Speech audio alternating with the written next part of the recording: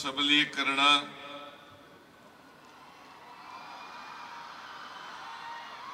ಮತ್ತು ಕ್ರೀಡಾ ಇಲಾಖೆ ಹಾಗೂ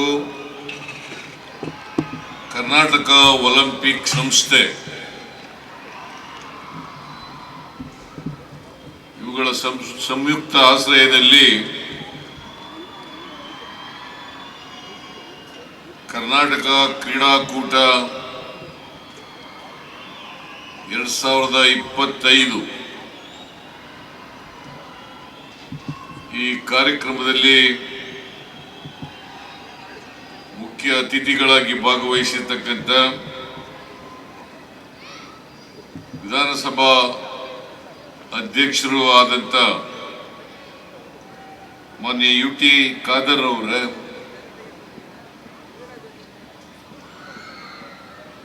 ದಕ್ಷಿಣ ಕನ್ನಡ ಜಿಲ್ಲಾ ಉಸ್ತುವಾರಿ ಸಚಿವರಾದಂಥ ಶ್ರೀ ದಿನೇಶ್ ಗುಂಡೂರಾವ್ ಅವರೇ, ನನ್ನ ರಾಜಕೀಯ ಕಾರ್ಯದರ್ಶಿಗಳಾದಂಥ ಶ್ರೀ ಗೋವಿಂದರಾಜು ಅವರೇ, ಈ ಕಾರ್ಯಕ್ರಮದ ಅಧ್ಯಕ್ಷತೆ ವಹಿಸಿರ್ತಕ್ಕಂಥ ಶಾಸಕರು ಆದಂಥ ಶ್ರೀ ವೇದವ್ಯಾಸ ಕಾಮತ್ರವರೇ, ಮಾಜಿ ಸಚಿವರಾದಂಥ ರಮಾನಾಥ್ ರೈ ಅವರೇ, ಅಭಯಚಂದ್ರ ಜೈನ್ ಅವರೇ, ಶಾಸಕರಾದಂಥ ಅಶೋಕ್ ರೈ ಅವರೇ, ಶ್ರೀಮತಿ ಭಾಗೀರಥಿ ಮುರಳಯ್ಯ ಅವರೇ, ಮೇಲ್ಮನೆಯ ಸದಸ್ಯರಾದಂಥ ಐವಾನ್ ಡಿಸೌಜ ಅವರೇ, ಮಂಜುನಾಥ್ ಭಂಡಾರಿ ಅವರೇ, ಮಂಗಳೂರಿನ ಪ್ರಥಮ ಪ್ರಜೆಗಳಾದಂಥ ಮನೋಜ್ ಕುಮಾರ್ ಅವರೇ, ವೇದಿಕೆ ಮೇಲಿರ್ತಕ್ಕಂಥ ಎಲ್ಲ ಆಹ್ವಾನಿತ ಗಣ್ಯರೇ, ಕ್ರೀಡಾ ಇಲಾಖೆ ಮತ್ತು ದಕ್ಷಿಣ ಕನ್ನಡ ಜಿಲ್ಲೆ, ಉಡುಪಿ ಜಿಲ್ಲೆಯ ಎಲ್ಲ ಅಧಿಕಾರಿ ಸ್ನೇಹಿತರೇ, ಇಲ್ಲಿ ಈ ಕ್ರೀಡಾಕೂಟದಲ್ಲಿ ಭಾಗವಹಿಸಿರ್ತಕ್ಕಂಥ ಎಲ್ಲ ಆತ್ಮೀಯ ಕ್ರೀಡಾಪಟುಗಳೇ, ಇತರ ಎಲ್ಲ ಸ್ನೇಹಿತರೇ, ಮಾಧ್ಯಮದ ಗೆಳೆಯರೇ, ಇವತ್ತು ಮಂಗಳೂರು ಮತ್ತು ಉಡುಪಿ ಎರಡು ಕ್ರೀಡೆಗಳು ಬೆಂಗಳೂರಿನಲ್ಲೂ ಕೂಡ ನಡೀತವೆ. ಇಲ್ಲಿ ಸೌಲಭ್ಯಗಳು ಇಲ್ಲದೇ ಇರೋದ್ರಿಂದ ಬೆಂಗಳೂರಿನಲ್ಲಿ ಎರಡು ಕ್ರೀಡೆಗಳು ನಡೀತವೆ. ದಕ್ಷಿಣ ಕನ್ನಡ ಜಿಲ್ಲೆಯಲ್ಲಿ 12 ಕ್ರೀಡೆಗಳು, ಉಡುಪಿನಲ್ಲಿ 11 ಕ್ರೀಡೆಗಳು, ಒಟ್ಟು 25 ಕ್ರೀಡೆಗಳು ನಡೀತಾ ಇದ್ದಾವೆ. 25 ಕ್ರೀಡೆಗಳಲ್ಲಿ ಸುಮಾರು 4,500 ಕ್ರೀಡಾಪಟುಗಳು ರಾಜ್ಯದ ಎಲ್ಲ ಜಿಲ್ಲೆಗಳಿಂದಲೂ ಕೂಡ ಬಂದು ಇಲ್ಲಿ ಭಾಗವಹಿಸ್ತಾ ಇದ್ದಾರೆ. ಅವ್ರಿಗೆಲ್ಲರಿಗೂ ಕೂಡ ಶುಭವಾಗಲಿ ಅಂತೇಳಿ ನಾನು ಈ ಸಂದರ್ಭದಲ್ಲಿ ಹಾರೈಸಲಿಕ್ಕೆ ಬಯಸ್ತಾ ಇದ್ದೇನೆ. ಹಾಗೇನೆ ನಿಮ್ಮೆಲ್ಲರಿಗೂ ಮತ್ತೆ ಇಲ್ಲಿ ಸೇರಿರ್ತಕ್ಕಂಥ ಇತರ ಎಲ್ಲ ಸ್ನೇಹಿತರಿಗೂ ಕೂಡ ಹೊಸ ವರ್ಷದ ಶುಭಾಶಯಗಳನ್ನ ಕೋರ್ಲಿಕ್ಕೆ ಬಯಸ್ತಾ ಇದ್ದೇನೆ.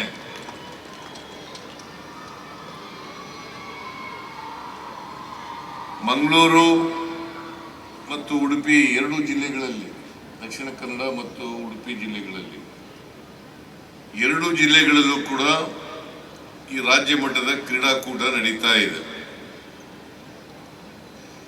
ಇದಕ್ಕೆ ಸರ್ಕಾರದಿಂದ ಸುಮಾರು 5 ಕೋಟಿ ರೂಪಾಯಿಗಳನ್ನು ಅನುದಾನವನ್ನು ನೀಡಿದ್ದೇವೆ.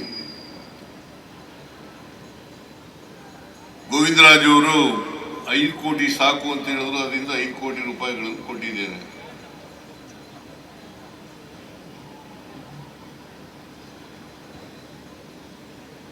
ಇನ್ನು ಈ ಕ್ರೀಡೆಗೆ ಪ್ರೋತ್ಸಾಹಿಸಲಿಕ್ಕೆ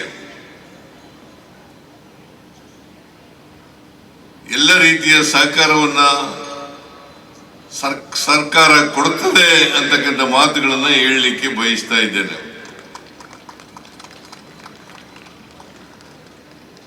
ತಾಲೂಕು ಮಟ್ಟದಲ್ಲಿ, ಜಿಲ್ಲಾ ಮಟ್ಟದಲ್ಲಿ, ರಾಜ್ಯ ಮಟ್ಟದಲ್ಲಿ, ರಾಷ್ಟ್ರ ಮಟ್ಟದಲ್ಲಿ ಕ್ರೀಡೆಗಳು ನಡೀತವೆ. ನೀವೆಲ್ಲರೂ ಕೂಡ ಇವತ್ತು ರಾಜ್ಯ ಮಟ್ಟದ ಕ್ರೀಡಾಕೂಟದಲ್ಲಿ ಭಾಗವಹಿಸಿದ್ದೀರಿ. ಇತ್ತೀಚೆಗೆ ಮಿನಿ ಒಲಿಂಪಿಕ್ ಕ್ರೀಡಾಕೂಟ ನಡೆಯಿತು. ಅದರಲ್ಲೂ ಕೂಡ ನಾನು ಭಾಗವಹಿಸಿದ್ದೆ. ಸುಮಾರು 5,000 ಕ್ರೀಡಾಪಟುಗಳು ಆ ಮಿನಿ ಒಲಿಂಪಿಕ್ ಕ್ರೀಡಾಕೂಟದಲ್ಲಿ ಭಾಗವಹಿಸಿದ್ರು. ಇಲ್ಲಿ ಸುಮಾರು 4,500 ಕ್ರೀಡಾಪಟುಗಳು ಭಾಗವಹಿಸ್ತಾ ಇದ್ದಾರೆ. ಇನ್ನೂ ಹೆಚ್ಚಿನ ಸಂಖ್ಯೆಯಲ್ಲಿ ಭಾಗವಹಿಸಲಿ, ಇನ್ನೂ ಹೆಚ್ಚಿನ ಕ್ರೀಡೆಗಳಲ್ಲಿ ಪಾಲ್ಗೊಳ್ಳಿ ಅಂತೇಳಿ ನಾನು ಈ ಸಂದರ್ಭದಲ್ಲಿ ಎಲ್ರಿಗೂ ಕೂಡ ಅವಕಾಶ ಸಿಕ್ಕಲಿ ಅಂತಕ್ಕಂಥ ಮಾತುಗಳನ್ನು ಹೇಳಲಿಕ್ಕೆ ಬಯಸ್ತಾ ಇದ್ದೇನೆ. ಕ್ರೀಡೆಯಲ್ಲಿ ಗೆಲ್ಲೋದು ಸೋಲೋದು ಸ್ವಾಭಾವಿಕ. ಆದರೆ ಕ್ರೀಡೆ ಭಾಗವಹಿಸಲಿಕ್ಕೆ ಅವಕಾಶಗಳನ್ನು ಕಲ್ಪಿಸ್ಕೊಡ್ತಕ್ಕಂಥದ್ದು ಬಹಳ ಮುಖ್ಯ. ಅವಕಾಶಗಳೇ ಇಲ್ಲದೆ ಹೋದರೆ, ವೇದಿಕೆನೇ ಇಲ್ಲದೆ ಹೋದರೆ ಭಾಗವಹಿಸಲಿಕ್ಕೆ ಕಷ್ಟ ಆಗ್ತದೆ. ಅದಕ್ಕೋಸ್ಕರ ರಾಜ್ಯ ಮಟ್ಟದಲ್ಲಿ ಪ್ರತಿ ವರ್ಷ ಕ್ರೀಡಾಕೂಟವನ್ನು ಏರ್ಪಡಿಸಿ ಎಲ್ಲ ಕ್ರೀಡಾಪಟುಗಳಿಗೆ, ಆಸಕ್ತಿ ಇರ್ತಕ್ಕಂಥ ಎಲ್ಲ ಕ್ರೀಡಾಪಟುಗಳಿಗೆ ಅವಕಾಶವನ್ನು ಕಲ್ಪಿಸ್ಕೊಡ್ತಕ್ಕಂಥ ಕೆಲಸವನ್ನು ಸರ್ಕಾರ ಮಾಡ್ತದೆ ಅಂತಕ್ಕಂಥ ಮಾತುಗಳನ್ನು ಹೇಳಲಿಕ್ಕೆ ಬಯಸ್ತಾ ಇದ್ದೀನಿ. ಈ ಸಂದರ್ಭದಲ್ಲಿ ಗೋವಿಂದರಾಜು ಅವರು ಕರ್ನಾಟಕ ಒಲಿಂಪಿಕ್ ಸಂಸ್ಥೆಯ ಅಧ್ಯಕ್ಷರು, ಅವರು ಒಂದು ಮಾತನ್ನು ಹೇಳಿದರು. ರಾಷ್ಟ್ರ ಮಟ್ಟದಲ್ಲಿ ಭಾಗವಹಿಸ್ತಕ್ಕಂಥ ಕ್ರೀಡಾಪಟುಗಳಿಗೆ, ಅಂತಾರಾಷ್ಟ್ರೀಯ ಮಟ್ಟದಲ್ಲಿ ಭಾಗವಹಿಸ್ತಕ್ಕಂಥ ಕ್ರೀಡಾಪಟುಗಳಿಗೆ ಅವರಿಗೆ ಗ್ರೇಸ್ ಮಾರ್ಕ್ಸ್ ಕೊಡ್ತಕ್ಕಂಥ, ಹಾಜರಿ ಕೊಡ್ತಕ್ಕಂಥ ಕೆಲಸವನ್ನು ಮಾಡಬೇಕು ಅಂತಕ್ಕಂಥ ಮಾತುಗಳನ್ನು ಹೇಳಿದ್ದಾರೆ. ಕರ್ನಾಟಕದಿಂದ ರಾಷ್ಟ್ರ ಮಟ್ಟದಲ್ಲಿ ಮತ್ತು ಅಂತಾರಾಷ್ಟ್ರೀಯ ಮಟ್ಟದಲ್ಲಿ ಭಾಗವಹಿಸ್ತಕ್ಕಂಥ ಕ್ರೀಡಾಪಟುಗಳಿಗೆ ನಾನು ಕ್ಯಾಬಿನೆಟ್ನಲ್ಲಿ ಚರ್ಚೆ ಮಾಡಿ ಈ ಸೌಲಭ್ಯವನ್ನು ಒದಗಿಸ್ಕೊಡ್ತಕ್ಕಂಥ ಕೆಲಸವನ್ನು ಮಾಡ್ತೇನೆ ಅಂತಕ್ಕಂಥ ಮಾತುಗಳನ್ನು ಹೇಳಲಿಕ್ಕೆ ಬಯಸ್ತೇನೆ. ವೇದವಾಸ ಕಾಮತ್ರವರು ಮಾತನಾಡುವಾಗ ಹೇಳಿದರು, ನಮ್ಮ ಕ್ರೀಡಾಂಗಣ ಹಿಂದೆ ಎಲ್ಲ ಅಭಿವೃದ್ಧಿ ಆಗಿತ್ತು, ಇನ್ನೂ ಹೆಚ್ಚು ಅಭಿವೃದ್ಧಿ ಆಗಬೇಕಾಗಿದೆ, ಅದಕ್ಕೋಸ್ಕರ ಹೆಚ್ಚು ಹಣವನ್ನು ಕೊಡಬೇಕು ಅಂತಕ್ಕಂಥ ಮಾತುಗಳನ್ನು ಹೇಳಿದ್ದಾರೆ. ದಕ್ಷಿಣ ಕನ್ನಡ ಜಿಲ್ಲೆ ಇಲ್ಲಿ ಕ್ರೀಡಾಂಗಣ ಅಭಿವೃದ್ಧಿಗೆ ನಾನು ನಮ್ಮ ಸರ್ಕಾರದ ವತಿಯಿಂದ ಮುಂದಿನ ಬಜೆಟ್ನಲ್ಲಿ 3 ಕೋಟಿ ರೂಪಾಯಿಗಳನ್ನು ಅಭಿವೃದ್ಧಿಗೆ ಒದಗಿಸ್ಕೊಡ್ತಕ್ಕಂಥದ್ದು. ಉಡುಪಿ ಕ್ರೀಡಾಂಗಣಕ್ಕೂ ಕೂಡ 3 ಕೋಟಿ ರೂಪಾಯಿಗಳನ್ನು ಒದಗಿಸ್ಕೊಡ್ತಕ್ಕಂಥ ಕೆಲಸವನ್ನು ಮಾಡ್ತೇನೆ ಅಂತಕ್ಕಂಥ ಭರವಸೆಯನ್ನು ಕೊಡಲಿಕ್ಕೆ ಬಯಸ್ತಾ ಇದ್ದೇನೆ. ಈಗಾಗಲೇ ದಿನೇಶ್ ಗುಂಡೂರಾವ್ ಹೇಳಿದ್ರು, ಕ್ರೀಡೆಯಲ್ಲಿ ಭಾಗವಹಿಸೋದ್ರಿಂದ ನಿಮ್ಮ ಆರೋಗ್ಯ ಸುಧಾರಣೆ ಆಗಲಿಕ್ಕೆ ಸಾಧ್ಯ ಆಗ್ತದೆ, ನಿಮ್ಮ ವ್ಯಕ್ತಿತ್ವ ವಿಕಸನ ಆಗಲಿಕ್ಕೆ ಸಾಧ್ಯ ಆಗ್ತದೆ, ಮಾನಸಿಕವಾಗಿ ದೈಹಿಕವಾಗಿ ಸದೃಢವಾಗಿದ್ದರೆ ಕ್ರೀಡೆಯಿಂದ ಮಾತ್ರ ಅದು ಸದೃಢ ಆಗಲಿಕ್ಕೆ ಸಾಧ್ಯ. ಯಾರು ಕ್ರೀಡೆಯಲ್ಲಿ ಭಾಗವಹಿಸ್ತಾರೆ, ಈಗ ಅಭಯ್ ಚಂದ್ರ ಕ್ರೀಡಾಪಟು ಅಲ್ಲ, ನೀನು ಹಿಂದೆ ವಿದ್ಯಾರ್ಥಿಯಾಗಿದ್ದಾಗ ಇರಬೇಕು ನನಗೆ ಕಾಣಿಸುತ್ತೆ. ಈಗಲೂ ಇದೆಯಾ? ಈಗೇನು 70 ವರ್ಷ ಆಯ್ತಲ್ಲ, ಇನ್ನೇನು ಮಾಡ್ತೀಯ?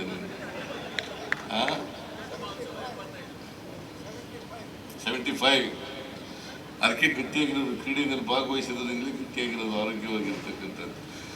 ನೀವೆಲ್ಲರೂ ಕೂಡ ಆರೋಗ್ಯವಾಗಿರ್ಬೇಕಾದ್ರೆ ನೋಡಿ, ಕ್ರೀಡೆಯಲ್ಲಿ ಕ್ರೀಡಾಪಟುಗಳಾಗಿರ್ತಕ್ಕಂಥವ್ರು, ಕ್ರೀಡಾಪಟುಗಳಾಗಿಲ್ಲದೆ ಇರ್ತಕ್ಕಂಥವ್ರು, ಇವ್ರ ವ್ಯತ್ಯಾಸ ನೋಡ್ಲಿಕ್ಕೆ ಸಾಧ್ಯ ಆಗ್ತದೆ. ದೈಹಿಕವಾಗಿ, ಮಾನಸಿಕವಾಗಿ ಇವ್ರ ವ್ಯತ್ಯಾಸವನ್ನು ನೋಡ್ಲಿಕ್ಕೆ ಸಾಧ್ಯ ಆಗ್ತದೆ. ಕ್ರೀಡಾಪಟುಗಳು ಹೆಚ್ಚು ಆರೋಗ್ಯವಾಗಿ ಇರಲಿಕ್ಕೆ ಬೇರೆಯವ್ರಿಗಿಂತ ಹೆಚ್ಚು ಆರೋಗ್ಯವಾಗಿರ್ತಕ್ಕಂಥ ಕೆಲಸ ಆಗ್ತದೆ. ಅದಕ್ಕೋಸ್ಕರವಾಗಿ ನೀವು ಕ್ರೀಡೆಯಲ್ಲಿ ಹೆಚ್ಚು ಹೆಚ್ಚು ಭಾಗವಹಿಸ್ತಕ್ಕಂಥ ಕೆಲಸವನ್ನು ಮಾಡಬೇಕು. ರಾಜ್ಯ ಸರ್ಕಾರ ಕ್ರೀಡೆಗೆ ಎಲ್ಲ ರೀತಿಯ ಪ್ರೋತ್ಸಾಹವನ್ನು ಕೊಡಲಿಕ್ಕೆ ಬಯಸ್ತದೆ. ಎಲ್ಲ ರೀತಿಯ ಪ್ರೋತ್ಸಾಹವನ್ನು ಕೊಡಲಿಕ್ಕೆ ಬಯಸ್ತದೆ. ಹಣಕಾಸಿನ ಪ್ರೋತ್ಸಾಹ ಇರ್ಬೋದು, ಬೇರೆ ರೀತಿಯ ಪ್ರೋತ್ಸಾಹ ಇರ್ಬೋದು, ಮತ್ತು ಕ್ರೀಡಾಂಗಣನ ಅಭಿವೃದ್ಧಿಪಡಿಸ್ತಕ್ಕಂಥದ್ದು ಇರ್ಬೋದು, ತರಬೇತುದಾರರನ್ನು ಸಜ್ಜುಗೊಳಿಸ್ತಕ್ಕಂಥ ಕೆಲಸ ಇರ್ಬೋದು. ಈ ಎಲ್ಲ ಕೆಲಸಗಳನ್ನು ಕೂಡ ನಮ್ಮ ಸರ್ಕಾರ ಮಾಡ್ತದೆ, ಎಲ್ಲ ಸಹಕಾರವನ್ನು ಕೊಡ್ತದೆ ಅಂತಕ್ಕಂಥ ಮಾತುಗಳನ್ನು ಈ ಸಂದರ್ಭದಲ್ಲಿ ಹೇಳಲಿಕ್ಕೆ ಬಯಸ್ತಾ ಇದ್ದೇನೆ. ನೀವು ಇಲ್ಲಿ ಹೆಚ್ಚು ಜನ ಭಾಗವಹಿಸ್ತಾ ಇದ್ದೀರಿ. ನಾವು ಈಗಾಗಲೇ ಘೋಷಣೆ ಮಾಡಿದ್ದೀನಿ, ಸರ್ಕಾರಿ ನೌಕರಿನಲ್ಲಿ ಉದ್ಯೋಗ ಕೊಡಬೇಕಾದ್ರೆ 2% ಒಟ್ಟಾರೆಯಾಗಿ ಎಲ್ಲ ಇಲಾಖೆಯಲ್ಲೂ ಕೂಡ 2% ಪೊಲೀಸು, ಅರಣ್ಯ ಇಲಾಖೆ, ಎಲ್ಲ ಇಲಾಖೆಗಳಿರ್ಬೋದು.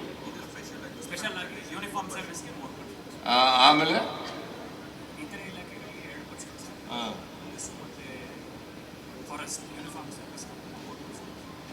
ಎಲ್ಲಿ ಯೂನಿಫಾರ್ಮ್ ಇದೆ, ಫಾರೆಸ್ಟ್ ಡಿಪಾರ್ಟ್ಮೆಂಟ್ ಇರ್ಬೋದು, ಪೊಲೀಸ್ ಡಿಪಾರ್ಟ್ಮೆಂಟ್ ಇರ್ಬೋದು, ಅಲ್ಲಿ 3%, ಇತರ ಇಲಾಖೆಗಳಲ್ಲಿ 2% ನಿಮಗೆ ರಿಸರ್ವೇಶನ್ ಅನ್ನು ಕೊಡ್ತಕ್ಕಂಥದನ್ನ ಮಾಡ್ತೇವೆ.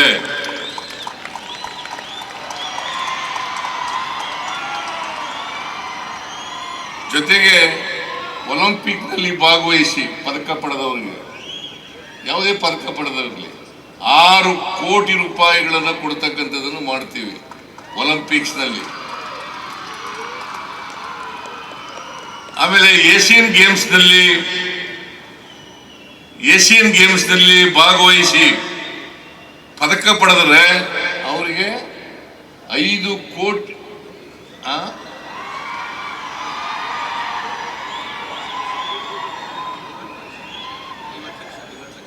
50 ಲಕ್ಷ ಅಲ್ಲಯ್ಯ. ಮೊದಲು 25 ಲಕ್ಷ ಕೊಡ್ತಾ ಇತ್ತು, ಈಗ 50 ಲಕ್ಷ ರೂಪಾಯಿಗಳನ್ನು ಕೊಡ್ತಕ್ಕಂಥದ್ದನ್ನು ಮಾಡ್ತೇವೆ. ಆಮೇಲೆ ಕಾಮನ್ವೆಲ್ತ್ ಗೇಮ್ಸ್ನಲ್ಲಿ ಭಾಗವಹಿಸಿ ಪದಕ ಪಡೆದರೆ ಅವ್ರಿಗೂ ಕೂಡ 50 ಲಕ್ಷ ರೂಪಾಯಿಗಳನ್ನು ಕೊಡ್ತಕ್ಕಂಥದ್ದನ್ನು ಮಾಡ್ತೀವಿ.